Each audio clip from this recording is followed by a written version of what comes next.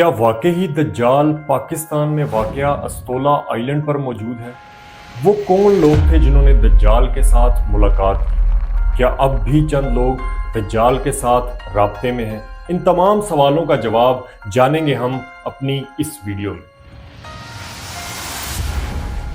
दज्जाल एक ऐसा फितना है जिसके बारे में हज़रत आदम अलैहिस्सलाम से लेकर हज़रत मोहम्मद सल्लल्लाहु अलैहि वसल्लम तक आने वाले तमाम अंबिया ने अपनी अपनी उम्मत को आगाह किया। कहा जाता है कि दज्जाल शैतानी ताकतों का मालिक होगा।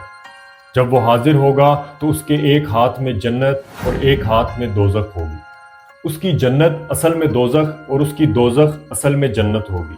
जो कोई शख्स उसकी जन्नत में जाने की कोशिश करेगा, असल में वो दोज़ख का सफ़र तय करेगा। दज्जाल के मुतालिक हमें बहुत सी अहादीस और रवायात मिलती हैं, लेकिन आज हम मुताला करेंगे एक ऐसी हदीस का जिससे अंदाज़ा होता है कि दज्जाल का मस्कन कहाँ वाक़या है।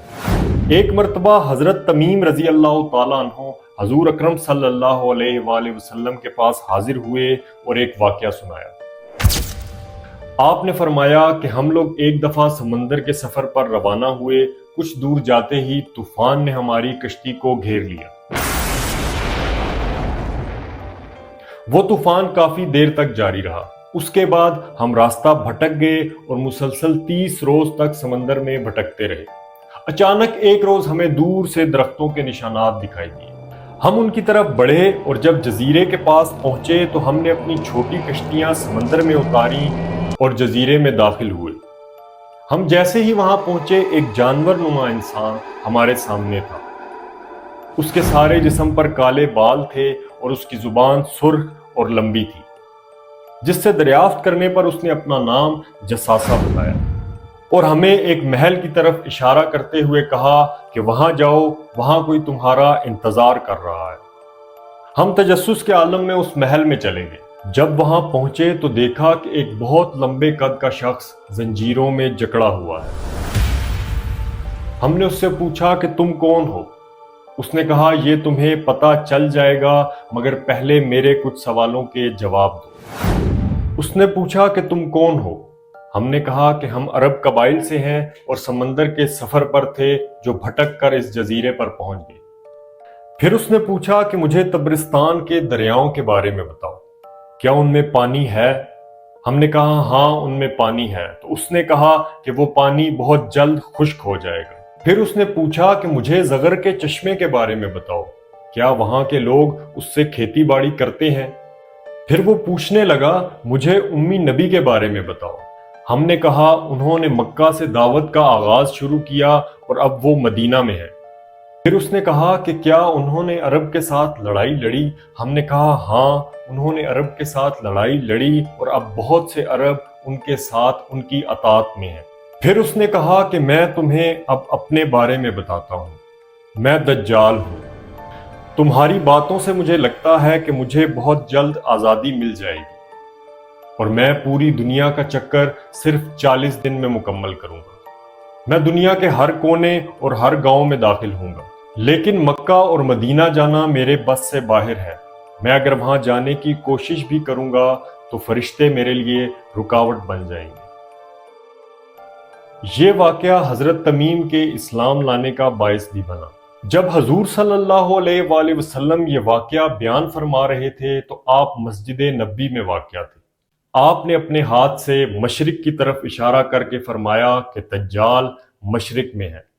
वो अरब के दरियाओं में नहीं बल्कि मशरिक में है। मदीना के मशरिक में अरेबियन सी बहीरा अरब है, जिसमें 4 जजीरे वाक़या हैं। हजूर सल्लल्लाहु अलैहि वसल्लम ने मदीना से जो मशरिक की तरफ इशारा किया, अगर एक सीधी लाइन ड्रा की जाए तो वह अस्तोला आइलैंड पर आकर रुकती है। और हैरत की बात यह कि यहाँ एक मंदिर भी वाक़या है, और मंदिर भी 2000 साल पुराना, और मंदिर भी काली माता का, जो हिंदुओं की सबसे खतरनाक और खौफनाक देवी है। अगर आपको याद हो तो सहाबा ने जो जसासा का हुलिया बताया वो काली माता से मिलता जुलता है, और काली माता का मंदिर अस्तोला आइलैंड पर होना इस बात का इशारा है कि बहुत चांसेस हैं कि वो आइलैंड अस्तोला आइलैंड ही है जहां सहाबा की मुलाकात دجال کے ساتھ ہوئی۔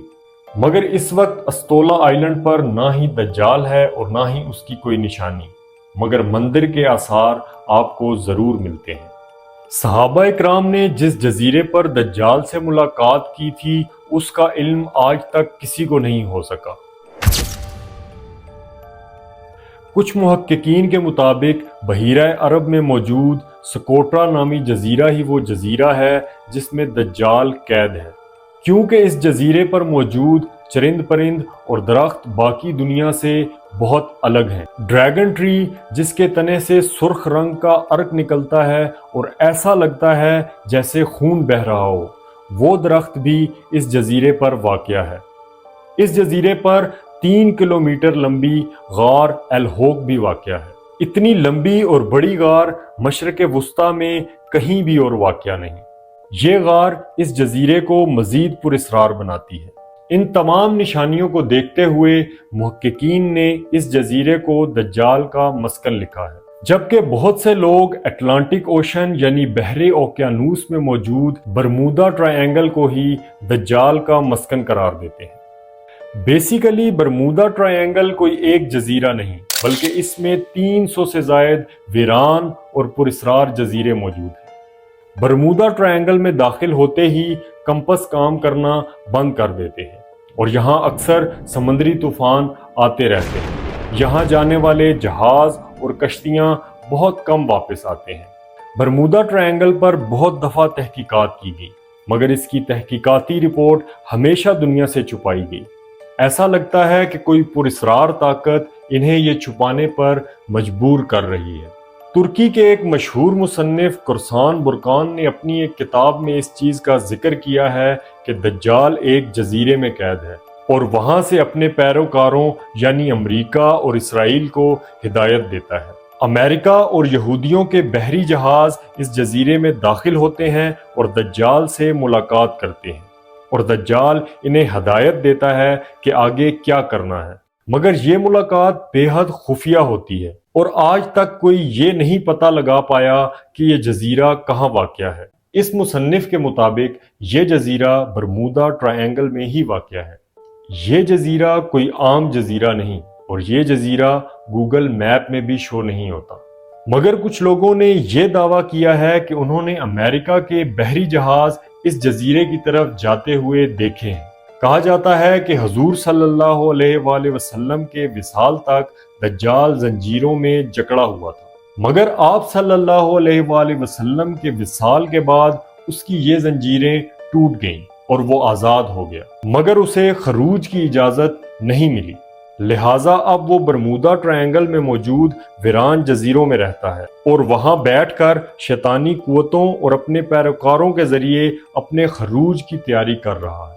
ان تمام میں سے دجال کا جزیرہ کون سا ہے یہ اللہ ہی بہتر جانتا ہے۔ مقررہ وقت پر دجال ان جزیروں سے نکل کر باہر آ جائے گا۔